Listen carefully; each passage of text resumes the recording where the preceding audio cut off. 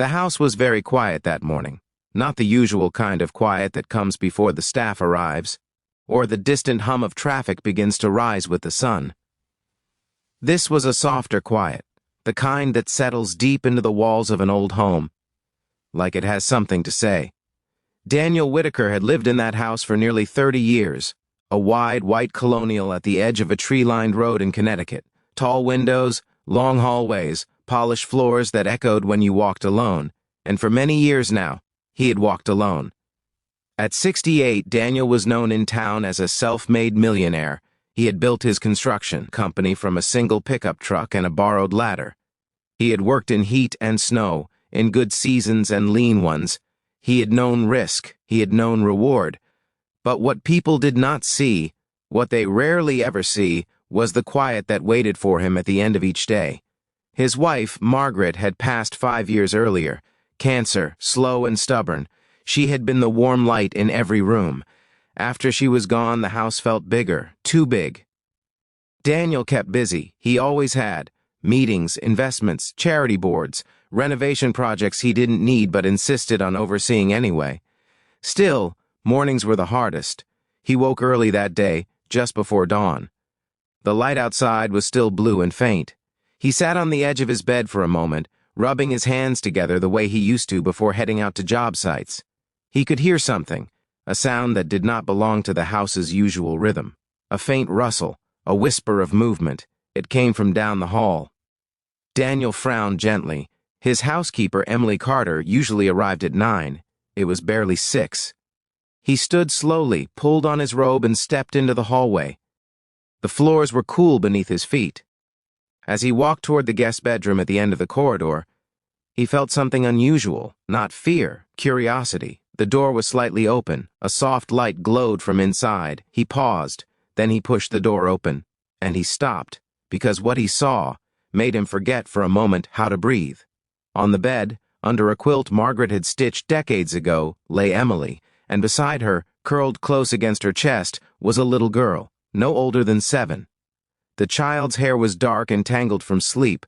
One small hand clutched the edge of the blanket. Her shoes were still on, as if she had been too tired to take them off. They were fast asleep. Daniel stood there quietly. The early morning light touched the side of the child's face. She looked peaceful, safe. He had never seen her before. Emily had worked for him for 3 years. She was dependable, quiet, in her early 40s. She never spoke much about her personal life. He stepped back gently and closed the door halfway, not wanting to wake them. Then he walked down the hall and sat in the living room. For a long time, he simply sat. The ticking of the grandfather clock filled the silence. Memories came slowly. Margaret had loved children. They had wanted some of their own, but life had moved quickly. The business grew. The years passed. It was one of those quiet regrets they never spoke of too often. Daniel looked at his hands. They were strong still, but marked with time. After nearly an hour, he heard soft footsteps. Emily appeared in the doorway of the living room. Her eyes widened when she saw him already awake. "Mr. Whitaker," she said gently. I'm so sorry." He looked up calmly. "Good morning, Emily." She stepped forward, twisting her hands together. "I didn't mean to bring her here without asking. It was just for the night. I didn't know where else to go." Daniel gestured to the chair across from him. "Sit down," he said quietly. She hesitated, then sat. Her voice trembled slightly as she explained. Her apartment building had been evacuated the night before. A gas leak, emergency crews, no warning, no time to plan. She had tried friends, but it was late. Storming. No one answered. "So I came here," she whispered. "I had my key. I thought just the guest room. I was going to leave before you woke up." Daniel nodded slowly. "And the little girl?" "My granddaughter," Emily said. "Her name is Lily. My daughter works nights at the hospital. Lily was with me." Daniel let that settle. He pictured the small shoes still on her feet. "You must have been frightened," he said. Emily's eyes filled with tears, though she tried to blink them back. "I try not to be," she said. For her, there was something in that sentence. Something steady and familiar. Daniel had known that tone before. Margaret used to speak that way when times were tight in the early years. Calm on the outside, determined for someone else's sake. He stood slowly. "Is she still asleep?" "Yes." "Good," he replied. "Let her rest." He walked toward the kitchen. "Emily," he said over his shoulder, "when she wakes up, I'd like to have breakfast with you both." She looked stunned. "You don't have to." "I know," he said gently, "but I'd like to. There are moments in life, small ones, that do not seem important at first." Breakfast that morning was simple. Pancakes, scrambled eggs, orange juice in the good glasses Margaret used to save for Sundays. Lily sat shyly at the table, her feet not quite touching the floor. She studied Daniel carefully at first. He noticed she held her fork the way Margaret used to, delicately, thoughtfully. "What grade are you in, Lily?" he asked softly. "Second," she answered. "And what do you like best about school?" She thought about that. "Reading," she said. "And art." Daniel smiled. Margaret had loved books. There were shelves of them in the study that no one touched anymore. After breakfast, Lily wandered into the living room and discovered the old piano. She pressed a few uncertain keys. The sound filled the house. It had been years since music had lived there. Daniel felt something shift inside his chest. Not dramatic, not overwhelming, just warm. The building evacuation lasted 3 days. Daniel insisted they stay. By the second evening, Lily had claimed a corner of the sunroom for drawing. Emily helped in the kitchen but moved more comfortably now, less apologetic. On the third night, as Daniel sat in his study, he heard laughter. Real laughter. He walked toward it quietly. Lily was showing Emily a drawing. It was a picture of the house, the big white house. But in the windows, she had drawn people. In one window, an older man. In another, a little girl waving. Daniel felt his throat tighten.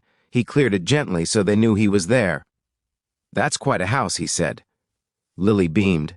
"It's yours." He nodded. "It's big," she added thoughtfully. "Too big for one person. Children say things plainly." Emily looked embarrassed. "Lily," but Daniel raised his hand gently. "She's right," he said. That night, after they went to bed, Daniel walked through each room slowly. He saw them differently now. The dining room that had been used twice in 5 years. The formal sitting room no one sat in. The guest rooms that waited quietly.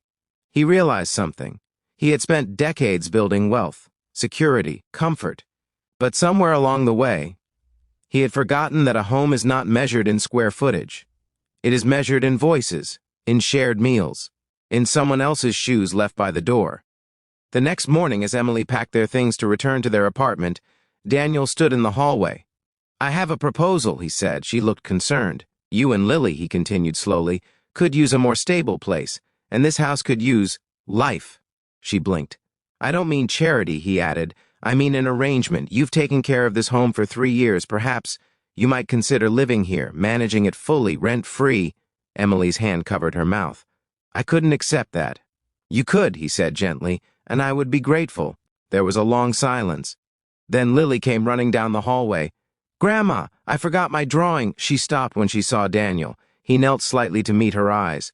"Lily," he said softly, "how would you feel about staying here a little longer?" Her face lit up in a way that made every corner of that large house feel brighter. "Really?" he nodded. She threw her arms around him without hesitation, and in that simple, unguarded embrace, Daniel felt something he had not felt in years, needed, not for his money, not for his business, but for his presence. The seasons changed. Spring brought flowers to the garden Margaret once tended. Lily helped plant new ones.